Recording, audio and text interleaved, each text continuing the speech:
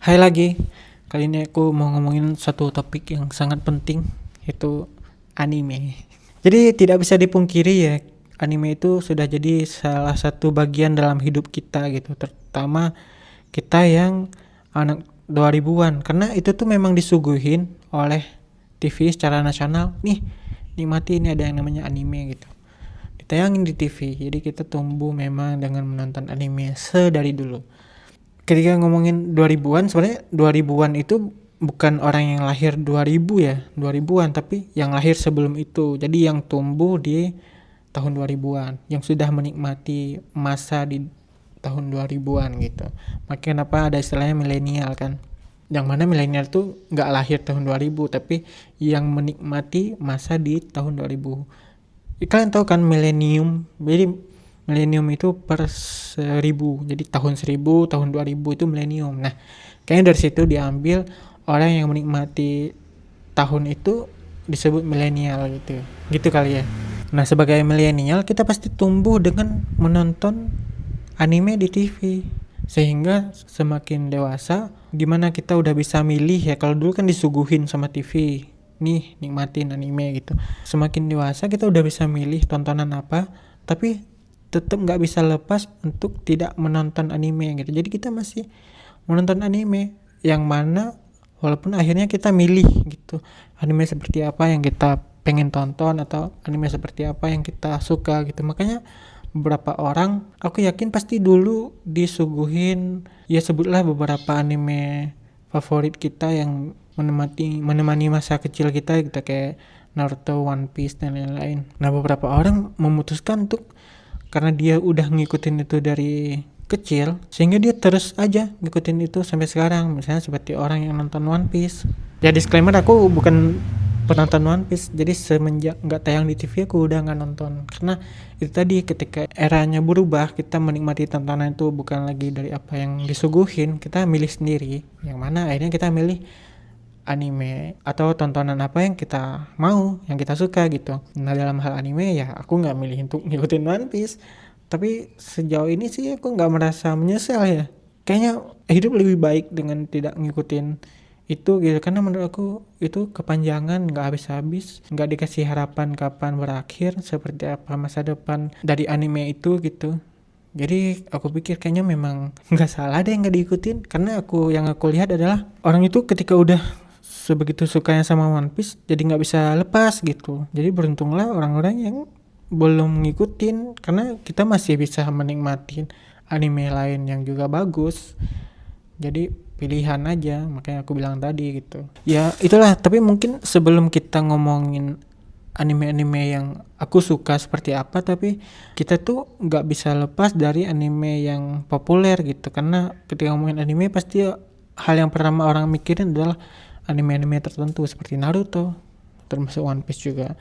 Aku suka Naruto dan tuh udah nonton sampai tamat, walaupun ada plus minusnya, ada hal yang aku suka, ada hal yang aku nggak suka. Tapi untuk One Piece sendiri, seperti yang aku bilang tadi sebelumnya, aku nggak nonton. Kalau dibilang apakah anime One Piece itu bagus, harusnya sih bagus ya. Maksudnya kita bisa lihat orang-orang seperti apa yang nonton itu anime. Jadi dengan itu tuh kita bisa yakin, oh orang ini aja tonton gitu, pasti bagus. Tapi kan nggak sepenuhnya plus dong. Jadi ketika kita ambil ini aja deh, mungkin bagi pengikutnya ketika terus bisa menikmati anime itu sejak kecil sampai tua, itu adalah sebuah poin plus. Kayaknya bagi orang lain itu adalah hal yang minus, karena harusnya sebuah cerita itu bisa diceritain secara singkat aja. Kita ambil contoh aja, misalnya Attack on Titan. Attack on Titan itu punya timeline cerita sejak Eren kecil sampai dia dewasa, sampai dia mati. Tapi itu cuma diceritain dalam 4 season doang. Itu hitungnya 4 atau apa sih? Karena di season terakhir kan dia cuma nulis final season, itu juga dibagi 2 part. Ya kita anggap aja 4 season. Harusnya cerita yang bagus itu bisa diceritain secara singkat. Terus kenapa bisa selama itu ya repetitif? Jadi diulang-ulang aja. Ketika nemu satu formula yang bagus, ini bagus nih. Oke, seluruh masyarakat, seluruh dunia suka. Ya udah diulang aja sesuatu yang bagus itu. Makanya orang bakal suka terus. Aku tuh punya satu analogi yang nggak tahu ya bisa diterima apa enggak, tapi analogi terhadap penonton One Piece gitu. Jadi kita ibaratkan mengikuti sebuah pop culture ya. Tontonan itu seperti kita naik sebuah bus gitu. Nah, autornya itu adalah sopir. Jadi aku punya satu analogi bahwa orang yang naik ke bus One Piece itu punya sopir yang nyetirnya bagus banget. Naik nih. Nah, Eiichiro Oda sebagai mangakanya atau autor dari One Piece itu sendiri jadi sopir, pengikutnya naik. Mulai itu Oda tuh nyetir, padahal itu bus nggak tahu arahnya kemana, muter-muter aja bertahun-tahun dari kecil sampai tua, muter-muter terus. Tapi karena busnya enak, bagus, nyaman, sopirnya nyetirnya enak, nggak bikin mual dan lain-lain, sehingga semua yang ada di bus itu menikmati itu. Padahal orang yang naik di bus lain, kita udah nyampe tujuan nih. Aku misalnya naik bus Attack on Titan, walaupun bus lain mungkin pas di perjalanan tuh ada aja tiba-tiba masuk jalan yang aspal yang bolong-bolong apapun lah gitu, tapi kita udah lega ketika itu udah nyampe gitu. Nyampe juga ya bus ini.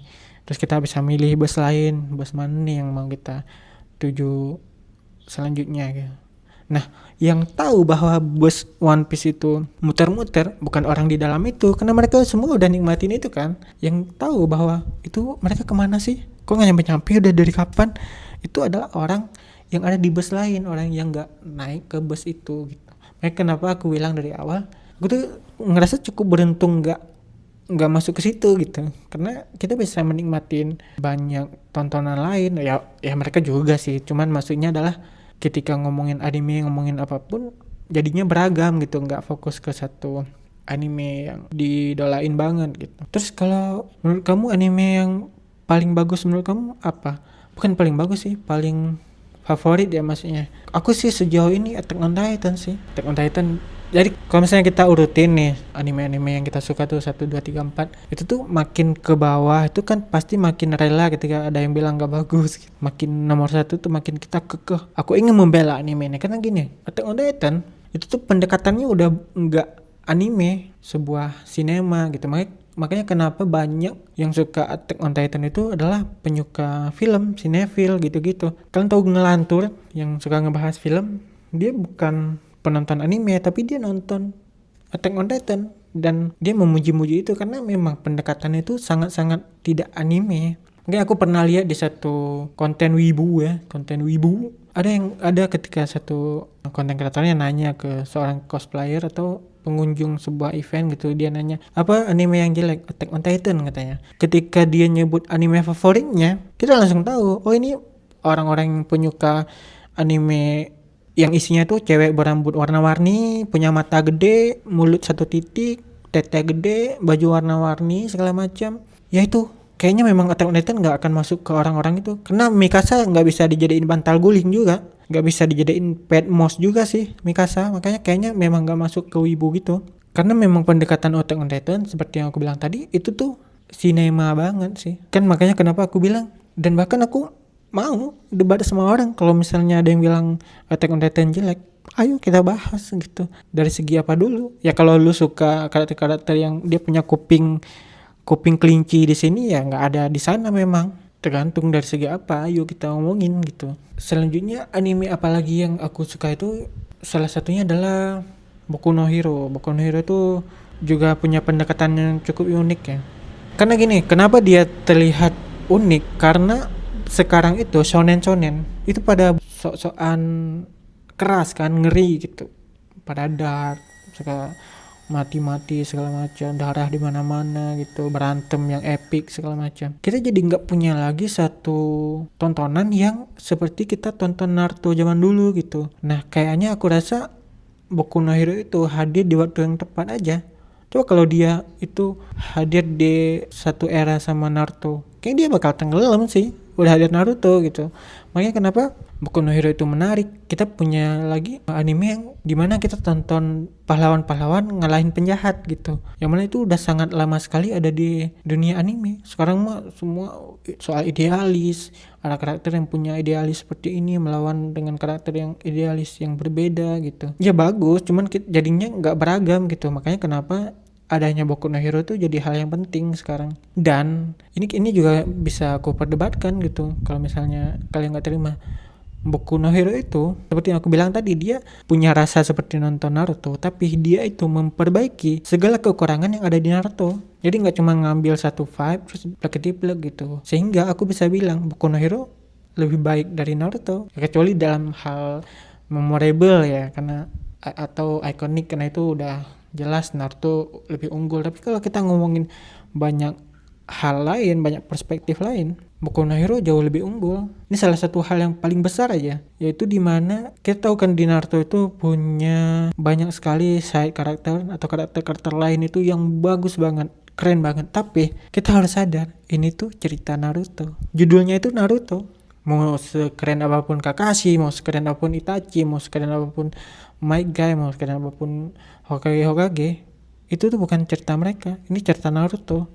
Itu yang harus kita ingat. Dan itu terbukti ketika kita nonton Naruto sampai akhir. Tujuan dari siapa yang akhirnya jadi terwujud? Ya Naruto doang, sisanya mah enggak. Kita bisa kemudian bisa membuktikan itu ketika adanya Boruto. Ya Shikamaru jadi apa, karakter-karakter yang sebelumnya keren itu jadi apa, Sasuke cuma jadi pengembara. Karena memang dari awal itu cerita tentang Naruto, cuma Naruto yang berhasil, yang mana kita nggak menemukan itu di Boku no Hero. Boku no Hero itu dari awal ini menceritakan tentang sebuah dunia, ini menceritakan tentang banyak karakter gitu. Ketika di dalam itu ditampilin Endeavor, nah itu juga di film itu juga akan menceritakan tentang Endeavor akan jadi seperti apa dia nanti gitu. Kita akan lihat seperti apa Shigaraki di kemudian hari. Kita juga akan diperlihatkan sebuah cerita tentang Hawks misalnya. Kita akan diperlihatkan cerita tentang Ochako dan lain-lain gitu. Karena itu bukan cerita tentang Deku. Dari awal itu cerita tentang banyak karakter. Makanya itu salah satu hal yang kenapa Boku no Hero itu jauh lebih baik dari Naruto. Dan salah satu hal lain yang menurut aku ini tuh jarang banget ditemuin di anime, terutama anime shonen ya, atau anime populer lainnya, yaitu perspektif terhadap villain.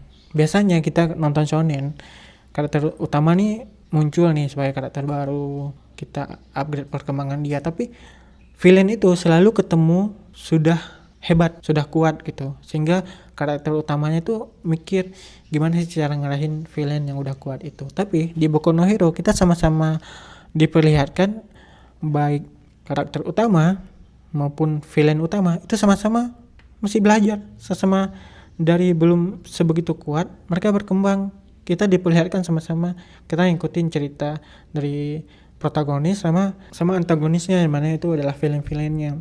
Ya kita bisa lihat lah Shigaraki itu cuma berani sama siswa. Di awal-awal kita dipertunjukkan Shigaraki nih dan teman-temannya beraninya sama siswa doang. Begitu Pro Hero datang kabur. Begitupun dengan siswa-siswa ini, ketika villain datang takut segala macam, butuh bantuan Pro Hero. Kan ini perspektif yang jarang sekali ada di anime ya, dan itu ada di Boku no Hero. Makanya kenapa aku seneng banget ketika mendapatkan banyak perspektif lain dalam sebuah cerita gitu. Kan banyak orang tuh cuma ngelihat alurnya tuh kayak gini, tapi kan dalam sebuah cerita kalau cuma melihat alur, sejak zaman dulu kan cerita fiksi, cerita itu kan udah ada sejak 90-an awal. Sehingga kalau kita cuma ngelihat alur, ya pasti bakal gitu-gitu aja. Karakter muncul, mengalami konflik segala macam, berkembang, ada klimaks di akhir, berhasil, menang, habis. Pasti gitu aja semuanya. Sehingga yang menjadi pembeda adalah perspektif kita terhadap cerita itu, bukan soal ceritanya aja. Dan itu banyak banget bisa kita temuin di Boku no Hero menurut aku. Termasuk di Attack on Titan lebih parah lagi sih. Tapi kalau Attack itu kan seperti yang aku bilang tadi, memang levelnya itu udah beda. Kalau ini tuh levelnya tuh level remeh, pahlawan ngalahin penjahat gitu aja, pahlawan ngalahin penjahat. Tapi banyak perspektif yang menarik, termasuk perspektif terhadap villain di anime ini. Jadi kalau kita ngebayangin dunianya dulu nih, ketika sebuah dunia itu isinya ada orang-orang yang punya kekuatan super, atau di sini disebut quirk, sangat masuk akal ketika orang-orang itu tuh cuma terpecah jadi dua. Kalau nggak jadi pahlawan ya jadi penjahat. Dan itu ditunjukin di anime ini, bahwa kita bisa lihat nih di villain-villain itu bukan orang-orang jahat. Kayak orang nih punya kekuatan, jadi apa ya? Jadi Jadi pahlawan males jadi penjahat aja jadi di sini tuh jadi penjahat itu kayak kayak bandel tuh udah jadinya villain gitu ya. Kita bisa lihat di League of Villain lah, ini grup yang namanya aja villain. Kita bisa lihat isinya tuh ada Twice, Himiko Toga, Mr. Compress, Spinner. Ini kayak bukan orang jahat deh, tapi mereka ada di situ ya karena itu tadi, itu bandel aja. Bandel di sini tuh hitungnya udah langsung ke villain karena orang bandel dengan kekuatan super ya, apalagi jadi apa ya, jadi pasti jadi villain gitu. Nah mungkin ya itu ya alasan kenapa aku suka Boku no Hero. Sebenarnya hal-hal kayak gini tuh nggak cuman berlaku di anime doang sih, dalam segala tontonan aku tuh suka melihat perspektif apa nih dalam cerita ini gitu, baik film maupun series-series gitu ya. Anime lain yang aku cukup suka itu, maksudnya yang aku cukup ngebelain ya, kalau misalnya ada yang bilang nggak suka, itu ada Haikyuu. Kenapa Haikyuu itu menarik? Karena dia tuh volley loh, maksudnya siapa sih yang kita, kan namanya cerita itu kan kadang ketika premisnya muncul kita pengen tahu apa yang terjadi sih dengan premis seperti ini, tapi orang main volley apa menariknya. Nah makanya Haikyuu itu yang bikin saya tertarik adalah ini tuh, saya tuh orang penyuka visual ya, seperti kalian tahu aku sering cerita bahwa aku tuh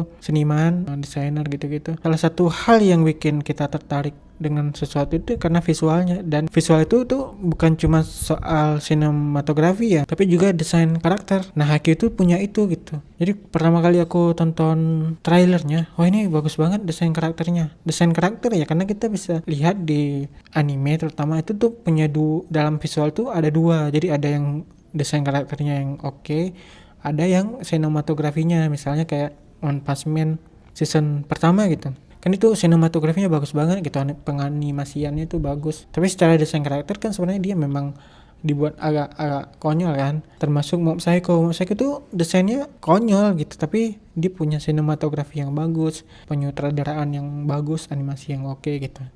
Nah tapi untuk sebuah cerita yang volley kita dari kecil jarang sekali tersentuh dengan volley. Misalnya bola kan, kita itu kan anime favorit ya, kayak dulu kita melihat Kapten Tsubasa main bola tuh, wah sebagai anak-anak tuh sangat tertarik. Tapi volley loh gitu, maksudnya yang bikin daya tarik dari apa, kan harus dari hal luarannya dulu, yaitu kalau dalam Haikyuu itu ya dia punya desain karakter yang bagus banget. Kenapa aku tuh suka sekali memuja desain karakter Haikyuu ini? Karena dia kan volley itu kan kita pendekatannya kan realistis ya, bukan kayak anime shonen yang dimana karakter itu bisa dibikin macam-macam, rambut yang beda-beda, warna mata yang beda-beda, punya sign atau tanda yang aneh-aneh, sehingga setiap karakter itu kita bisa ngebedain gitu. Di Haikyuu itu tuh nggak ada karakter orang aja, kan ini siswa-siswa pemain volley, jadi punya gaya rambut yang normal, punya bentuk badan yang normal segala macam, tapi dengan desainnya si autornya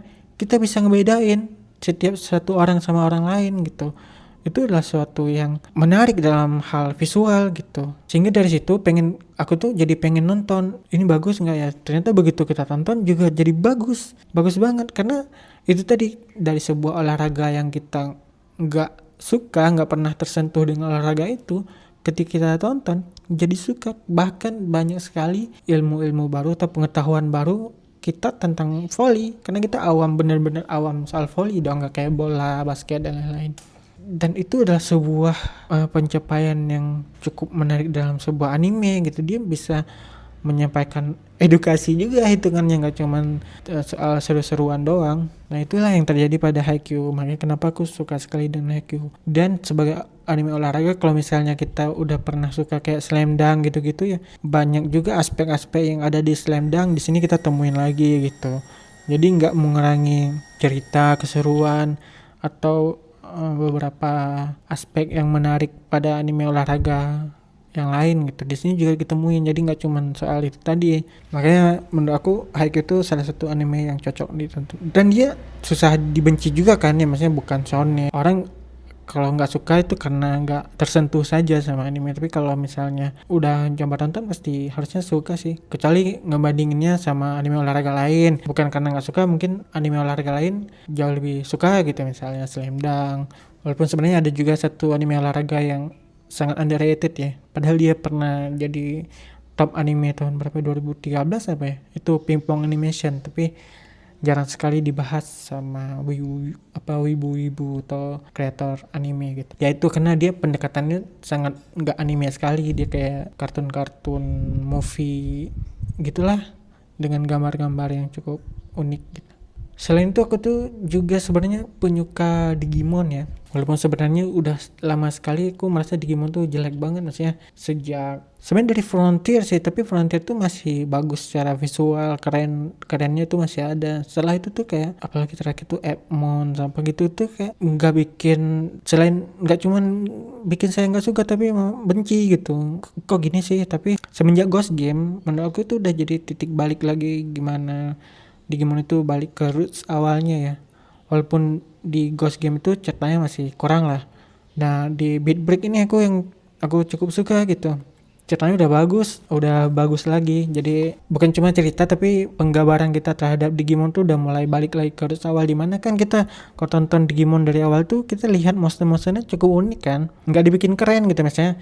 Ya maksudnya kita melihat gimana Tentomon berubah jadi Kabuterimon, ini kan monster-monster serem aja, tapi itu monsternya karakter utama gitu. Biasanya kan kalau monster dari karakter protagonis kan dibikin keren gitu, dibikin cakep, baru monster-monster jahatnya yang serem. Di sini mah nggak peduli gitu. Jadi hal-hal gitu tuh, terus perubahan dari satu Digimon ke level selanjutnya itu yang nggak nyambung. Itu kan hal yang menarik di Digimon ya.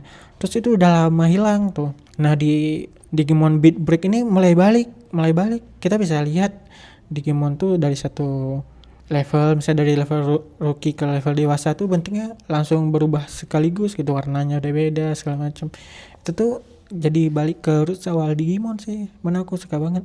Terus ceritanya juga bagus kan, gimana pendekatan Tamers dengan Digimonnya. Terus Digimon itu udah mulai ada fungsi di dunia itu buat ngebasmi Digimon, karena di sini kan udah dikaitin sama teknologi ya, AI gitu-gitu. Ya walaupun sebenarnya bagi aku Digimon nomor satu masih Tamers ya, karena itu bagus banget, banyak perspektif yang menarik di situ tuh.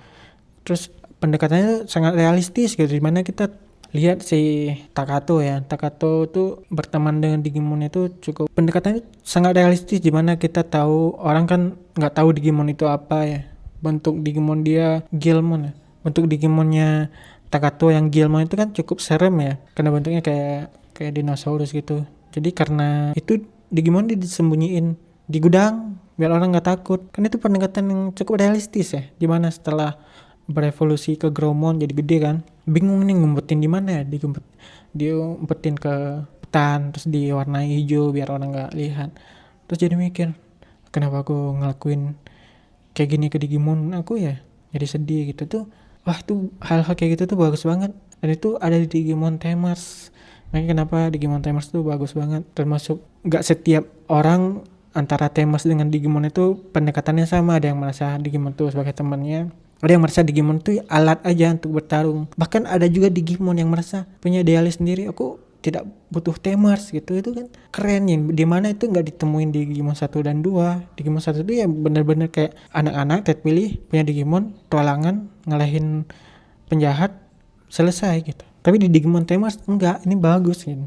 Dan aku merasa di Digimon Beat Break ini mulai ada rasa-rasa kayak Digimon Tamersnya, ada banyak gitu. Itu makanya kenapa aku jadi suka banget lagi sama Digimon. Ya selain dari itu semua mah, di luar anime-anime populer ya Digimon, di luar anime-anime yang dikonsumsi banyak orang, aku juga suka kalau nemu anime-anime aneh, anime pendekatannya tuh nggak wibu banget tuh, kadang juga jadi suka, karena itu tadi aku penonton film kan sebenarnya, bukan kayak wibu yang harus anime gitu yang judulnya bla bla bla bla itu kan. Kadang aku kalau nonton konten wibu tuh jadi ngerasa aneh gitu. Aku mau bahas satu anime yang judulnya Warebede Korokoribas Kodokaneko. Apa sih gitu, kok lu bisa nemuin gitu sih? Kadang kalau aku tuh malah ke animenya kayak tadi tuh ada pingpong animation, kayak wibu kan nonton nih gitu. Dan aku tuh biasanya lebih banyak nonton movie sih, karena ya itu jadi mungkin nggak makan waktu juga, sekali tonton beres gitu. Ya selebihnya memang ya itu banyak sih kalau tonton anime apa aja aku suka, dan Jujutsu Kaisen. Tapi ya itu tadi kayak ini ada top nih, top tier misalnya, ini ada peringkat nih paling disuka paling apa. Ketika makin ke bawah tuh ketika ada orang yang merasa ini kurang ini apa, ya udah ya, tapi nggak tergerak untuk ngebela ini bagus loh bla bla bla. Jujutsu Kaisen dan ya semacamnya. Kalau misalnya ada orang suka ada orang nggak suka, ya terserah kalian gitu. Beberapa anime yang aku sebut tadi tuh bagus, kalau kalian nggak terima ayo kita omongin. Ya begitulah, intinya mah aku masih nonton anime sampai sekarang. Tapi bagi aku anime itu tontonan selayaknya film ya. Kalau bagus ditonton, punya cerita, punya impact, punya perspektif dari sebuah cerita yang bisa kita ambil, yang kemudian bisa jadi pola pikir dan lain-lain gitu. Jadi itulah anime dalam kehidupan kita, teman-teman. Sampai bertemu lagi di video-video yang lain. Kalau kalian ini panjang soalnya, jadi itulah, kalau kalian tonton syukur.